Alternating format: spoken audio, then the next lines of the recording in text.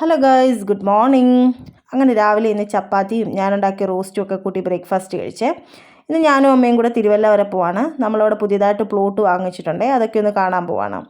അങ്ങനെ നേരെ പുല്ലാട് ജംഗ്ഷനിൽ വരുമ്പം നമുക്കിവിടെ ഈ പെട്രോൾ പമ്പ് കാണാം. ഭാരതിൻ്റെ ഒരു പെട്രോൾ പമ്പിൽ നിന്ന് ഏകദേശം ഒരു 100 മീറ്റർ മാത്രം മാറിയിട്ടാണ് നമ്മുടെ പുതിയ പ്ലോട്ട് വരുന്നത്. ഒരു 6 കിലോമീറ്റേഴ്സിൻ്റെ അകത്ത് നമുക്ക് ഇൻക്ലൂഡിങ് റെയിൽവേ സ്റ്റേഷൻ എല്ലാ ആക്സസിബിലിറ്റീസും അവൈലബിൾ ആണ്.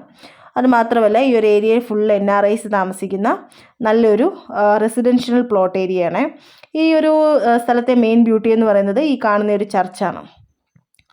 ഈ ഒരു RC ചർച്ചിൻ്റെ അവിടെ നിന്നാണ് നമ്മുടെ പ്ലോട്ട് വരുന്നത്. കാടൊക്കെ എടുത്ത് വൃത്തിയാക്കിയിട്ടിരുന്ന മഴയൊക്കെ കഴിഞ്ഞപ്പോഴത്തേന് കാടൊക്കെയായി. നല്ല ആംബിയൻസ് ആണ്. ജാതിത്തോട്ടവും വാഴയും അങ്ങനെ എല്ലാം ഇവിടെ തന്നെ കാണാം. ഈ ഒരു ലൈനിലിരിക്കുന്ന എല്ലാ വീടും കാണാനും നല്ല ഭംഗിയാണ്. നല്ല കൺസ്ട്രക്ഷൻ ചെയ്തിരിക്കുന്ന നല്ല മോഡൽ വീടുകളാണ്. എല്ലാ NRI ആൾക്കാരുമാണ് താമസിക്കുന്നത്. ഈ ഒരു പ്ലോട്ടിലെ തന്നെ ഏറ്റവും മനോഹരമായിട്ടുള്ളൊരു വീടാണ് ഈ ഒരു വീട്. ഇതിന് 2 വ്യൂ വരുന്നുണ്ട്.